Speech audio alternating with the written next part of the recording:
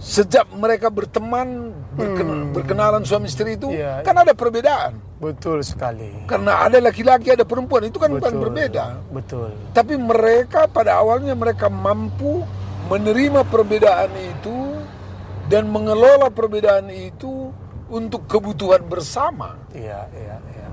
Men are from Mars, women from Venus. Jadi katanya ilustrasinya laki-laki itu dulu datangnya dari planet Mars, kemudian perempuan dari planet Venus, kemudian mereka jalan-jalan ke bumi, begitu ceritanya. Nyampe di bumi, mereka berjumpa dan tertarik satu sama lain.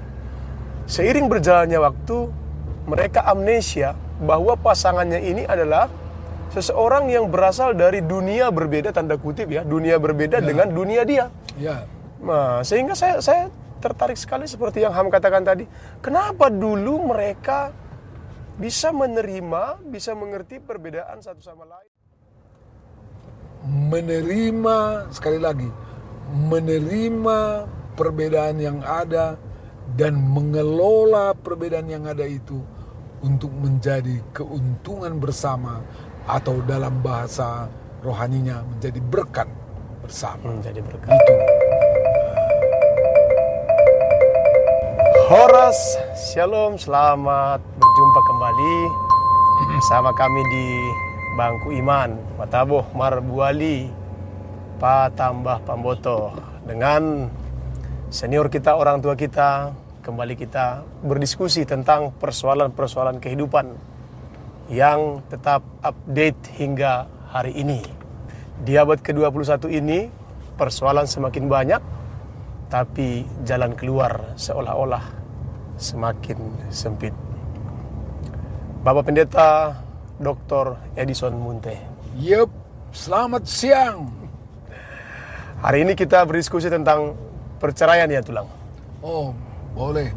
Ya, kenapa saya tertarik membahas persoalan ini? Karena ini sesuatu yang fenomenal dan seolah-olah trending di masa kini. Ya. Benar. Saya tidak tahu apakah data ini akurat, tetapi dari tahun ke tahun, mulai tahun 2017 hingga tahun 2021, barangkali hingga tahun ini 2023, kasus perceraian semakin tahun semakin meningkat. Yep. Saya baru-baru ini membaca di tahun 2021 angka perceraian yang tercatat itu di angka 447.000 sekian. Seluruh Indonesia. Seluruh Indonesia yang tercatat. Yang tercatat lah ya. Belum lagi yang S3, sirang so sirang. Ya. Atau yang tidak mencatatkan kasus perceraian mereka, begitu kira-kira. Bagaimana kira-kira kita melihat ini, Tulang? Apakah ini persoalan biasa-biasa saja seperti gaya hidup sebagian orang, atau ini menjadi alarm sebenarnya bagi kita gitu? Iyalah, memang walaupun tidak bisa dicatatkan semua, tidak tertulis semua itu, namun hal itu sebenarnya sudah menjadi sebuah alarm kepada kita di tengah-tengah masyarakat, kepada kita orang-orang tua yang sudah mempunyai anak-anak yang sudah menikah dan yang mempersiapkan anak-anaknya untuk menikah. Iya. Kan begitu. Nah, jadi alarm ini harus dengan cepat ditangkap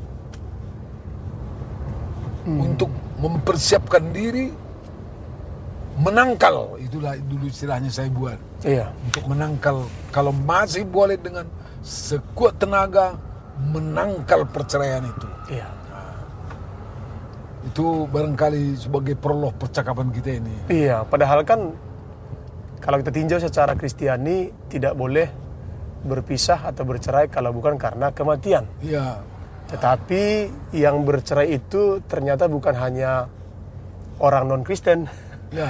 Termasuk juga kadang-kadang kita temukan di medan pelayanan. Bagaimana kasus-kasus ini juga menjadi persoalan yang serius di tengah-tengah kita.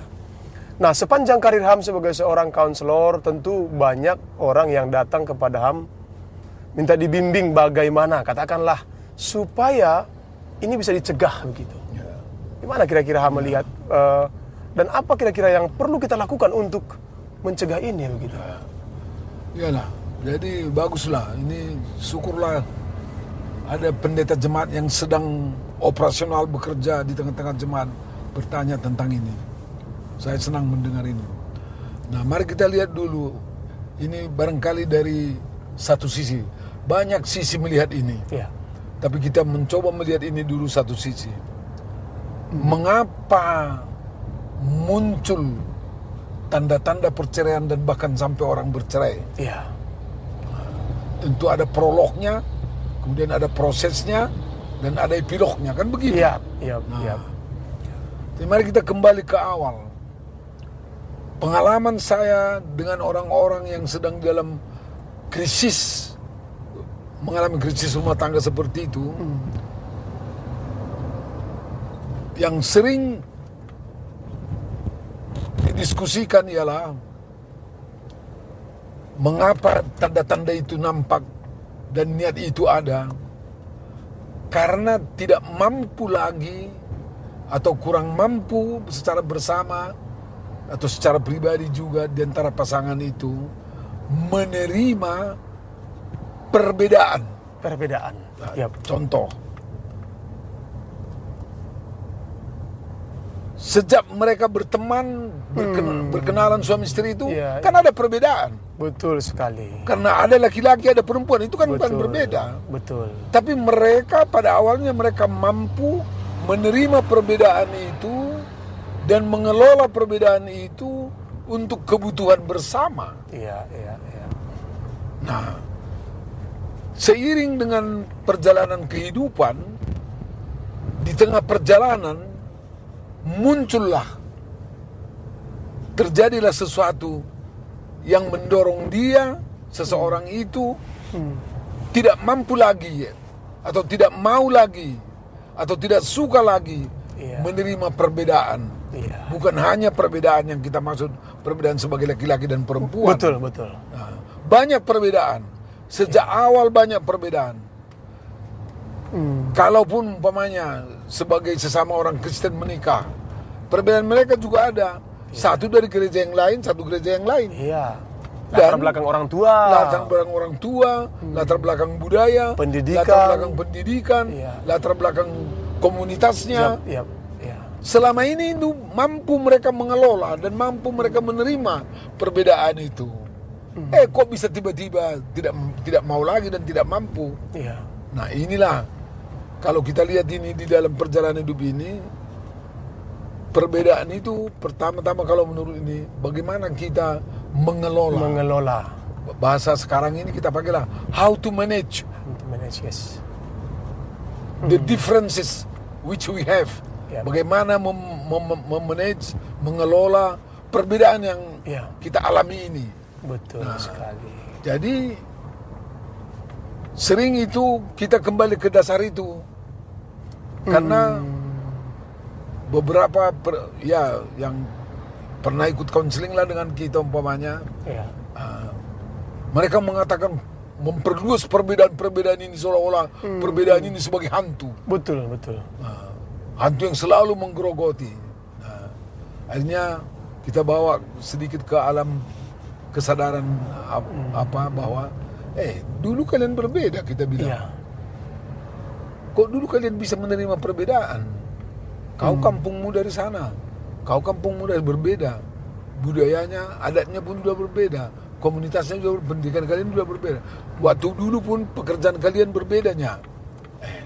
Kok sekarang sudah 20 tahun menikah? Kok itu menjadi persoalan sekarang? Iya, betul. Kita kembalikan mereka ke dasar itu. Coba saya selalu kalau terjadi seperti itu, saya mengajak mereka merenungkan itu sebentar lah. Iya, iya. Kalimatnya sederhana saya buat. Dulu aku berbeda dengan kau. Kau juga berbeda dengan aku. Dalam banyak hal. Tapi kita mampu menyatukan perbedaan itu demi kebutuhan bersama. Bukan menyamakan ya? Bukan. menyamakan, tapi menyatukan. Menyatukan itu menjadi kebutuhan bersama. Sekarang Sekarang perbedaan itu tetap ada. Mungkin bertambah perbedaan kita, kenapa sekarang kita tidak mampu, saya tidak mampu mengelola itu untuk kebutuhan bersama. Iya. Coba renungkan dulu. Saya selalu kalimat saya seperti itu kepada mereka yang mengalami krisis seperti itu. Iya. Ini masih satu hal kecil, katakanlah satu hal kecil. Masih banyak lagi sebenarnya faktor, tapi ini dulu kita Betul. bicarakan dulu. Betul. Makin tua kita di dalam pernikahan ini, makin tua pernikahan ini, umur kita juga pasti makin tua. Makin mampukah kita mengelola perbedaan yang ada itu? Iya. Sebab perbedaan itu tidak boleh tidak ada. Iya. Sama seperti konflik dalam hidup ini. Walaupun konflik tidak suka kita melihat ada konflik, tapi konflik itu adalah bagian dari kehidupan. Betul. Nah, karena itu kita dipanggil bagaimana mengelola itu dengan baik supaya konflik itu bisa menjadi suatu hal berkat, menjadi Ya. berkat bagi kita bersama. Betul. Karena kita mampu mengelolanya. Jadi sebagai orang Kristen, kita sebagai orang yang beragama, sebagai komunitas Kristiani, kan sudah dibilang oleh Tuhan di dalam Alkitab itu bahwa kita berbeda. Iya. Dan itu tidak boleh kita pungkiri. Betul. Jadi tidak menjadikan perempuan itu menjadi laki-laki, laki-laki itu menjadi perempuan.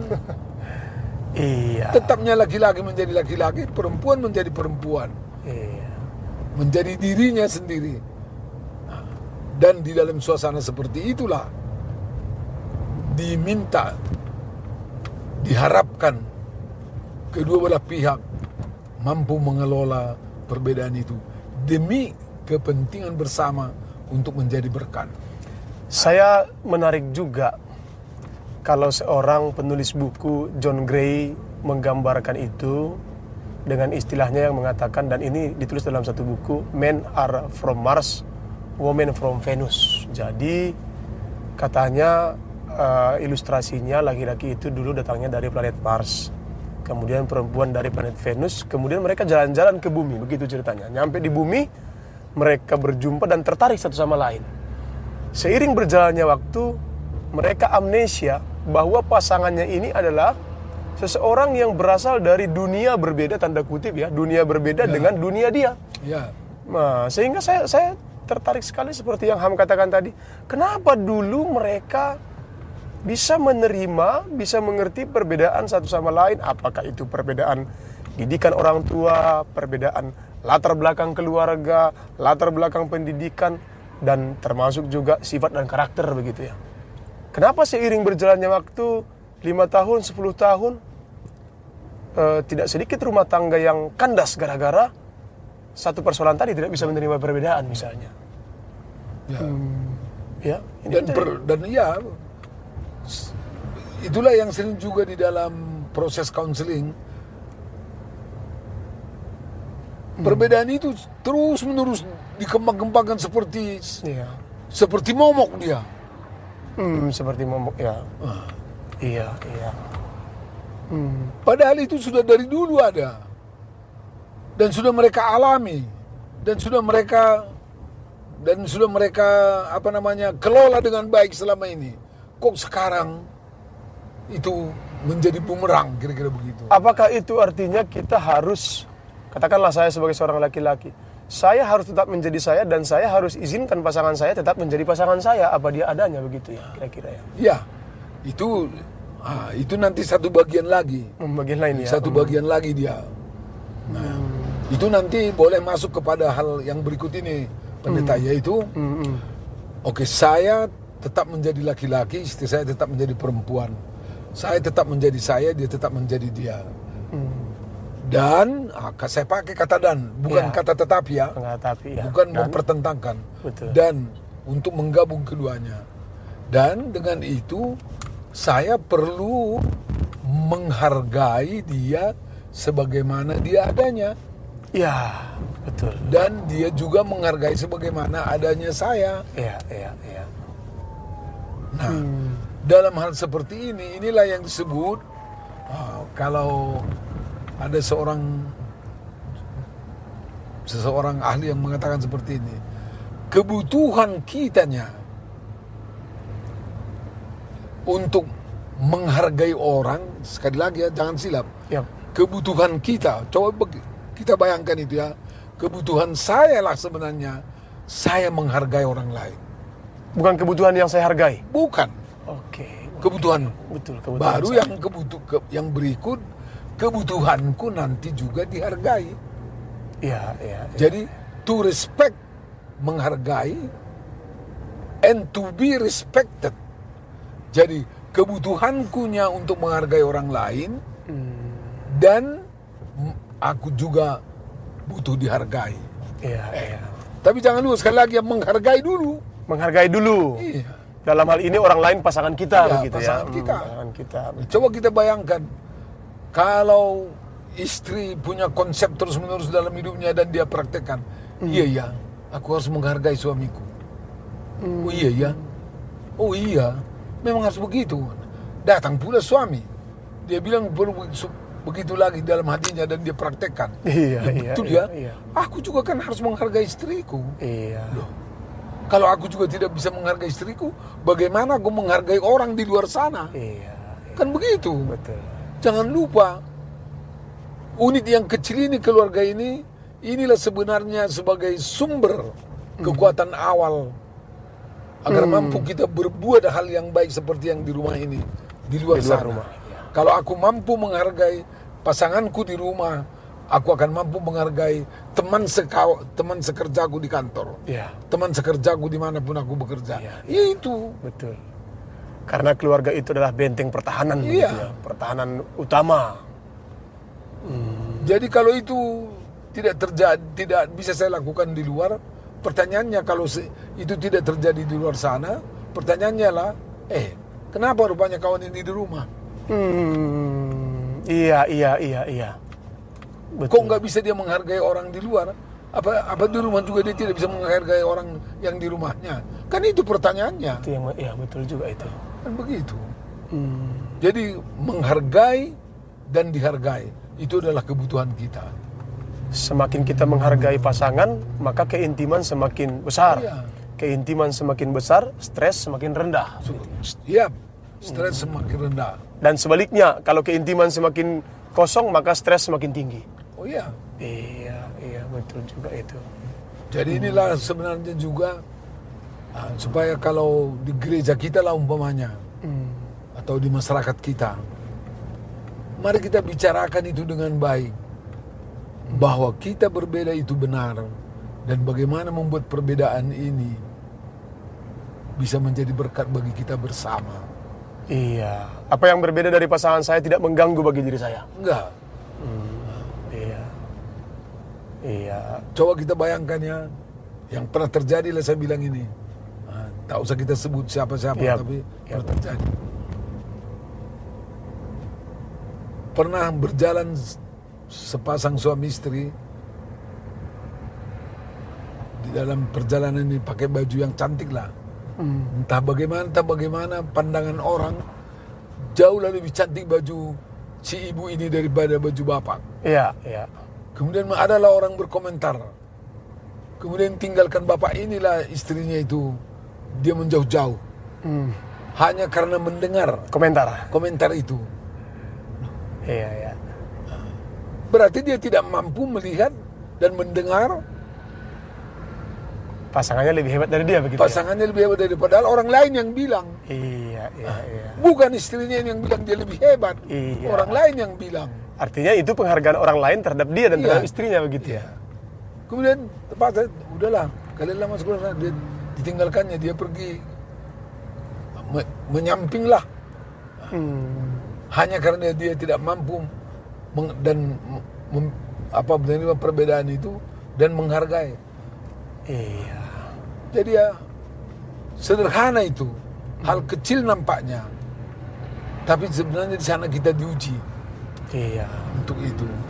Kadang-kadang pemahaman dan pengetahuan seperti ini kan tulang bagi sebagian orang tidak didapatkan di dunia akademis, tidak didapatkan kadang-kadang di rumah tangga juga tidak didapatkan begitu ya. Ya. Apakah itu berarti bahwa gereja sebenarnya perlu membuat program pembinaan kepada para pasutri begitu ya? Mana kira-kira menurut kamu? Iyalah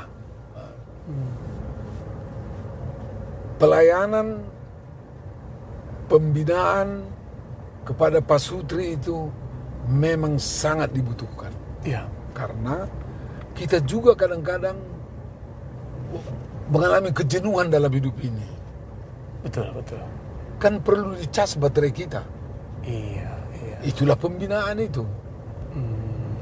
Kita diingatkan kembali tentang pengalaman yang baik itu untuk menghangatkan kembali suasana kita ini dan relasi kita ini. Iya. Kan begitu. Nah, dan inilah mungkin sering kita sebagai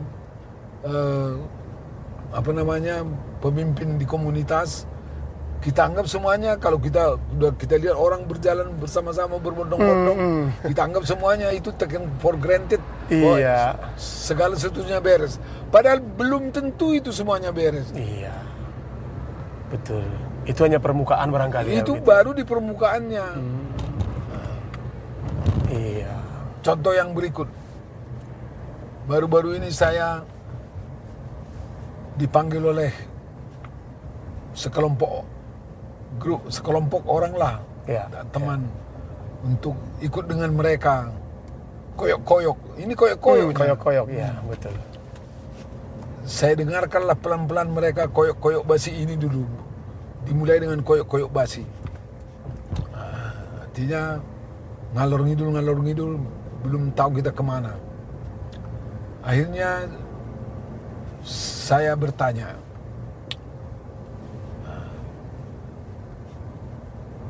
bagaimananya sebenarnya keadaan kalian sekarang? Karena yang kalian bicarakan itu tadi, suamiku pergi ke sana, istriku pergi ke sana, suamiku melakukan ini di sana, istriku melakukan ini di sana. Oke. Kemudian kita tadi ceritakan pengalaman masing-masing, kita pergi holiday dan yang lain-lain. Itu baguslah itu semua saya bilang. Kalau yang kalian ceritakan itu tadi semuanya positif, saya senang. Kemudian saya tanya, cobalah, maukah kalian sharing? Saya bilang. Karena kebetulan kalian di sini banyak yang suami istri, ada beberapa pasangan ini. Di dalam hatimu sekarang, apanya sekarang tentang suamimu, tentang kehidupanmu dengan suamimu, saya bilang. Sebagai keluarga, saya bilang. Coba kita merenung dulu sebentar, saya bilang. Terus ada yang spontan ngomong, aku ingin sekali suamiku seperti ini. Dan aku tidak dapatkan itu. Dan ibu ini menangis. Iya. Air matanya meleleh.